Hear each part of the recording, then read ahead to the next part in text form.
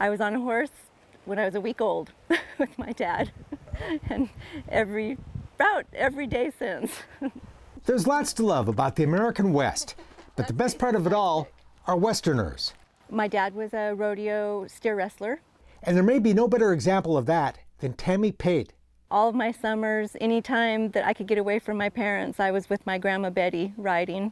The horse trainer, cover girl, cowgirl, mother, and wife of acclaimed horse and livestock trainer Kurt Pate is also an artist, a bootmaker, and instructor of a unique program that combines yoga and horsemanship. When we're riding, what are we trying to do? Yoke or unite with another living being. We met Tammy at her family's ranch in tiny Rygate, Montana. My grandma raised 4 boys in it, and it's about 1,000 square feet. This home's been in Tammy's family for 4 generations. This was a railroad building that was moved here. Driving by what might appear to be a rather modest-looking ranch property, you'd never guess at the hard work, entrepreneurial spirit, and can-do attitude that goes on here. This was an old ice house years ago, and we have remodeled it into my boot shop. I love butterflies. Butterflies are very traditional in boots. Tammy was a newlywed living in Helena, working as a tailor and repairing some Western furniture when she asked to use the sewing machine of local bootmaker Mike Ryan. He said, I'm 5 years behind in my boot making orders. He said, do you want to learn to build boots? And I did. These are a couple of pairs that I built. Tammy built dozens of pairs of boots for Mike and now has all the tools and machines to make her own. They're ancient. The sole stitcher shaped the heels with. So the only nails in this boot are the nails holding on the rubber heel cap. Everything else is wood pegged and hand sewn together. Boot making was really just another expression of her artistic talent. I love to do inlays. That's my thing. That seed was planted by her beloved grandmother. I think she was 89 here. She was your mentor? Yes. Taught me everything. To cook, sew, ride. Tammy spent many a day riding with her grandmother while growing up in this country, where she also learned to rodeo. My dad was a bulldogger. He was our coach. I have 2 younger sisters, and we practiced every single night. She went on to become Miss Rodeo Montana. And we had a fundraiser, and I drew that picture. And my grandpa, who owned this place, Grandpa Gene Clark, bought that. And so my grandma left it in the house, and I got it. I love art.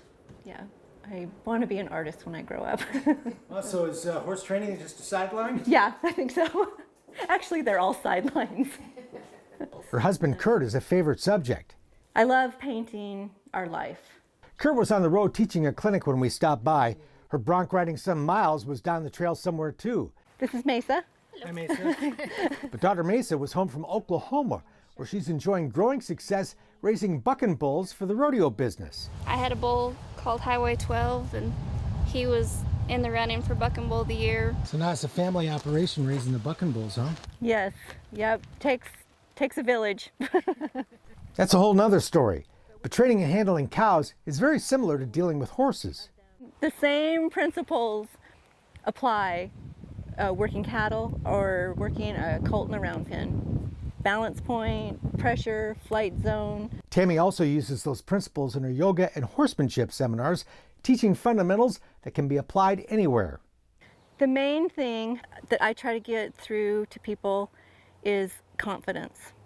Because when we're confident, we can have fun, we can aspire to our dreams, and confidence is the hardest thing to teach, really.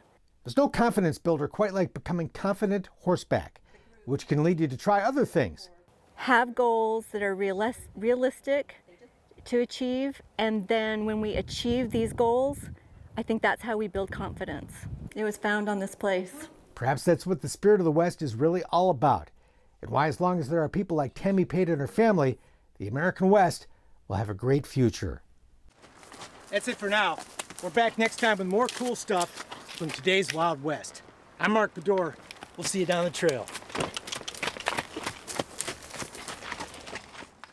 For more information on the people and places featured in today's Wild West, or to order show DVDs and books, visit todayswildwest.com.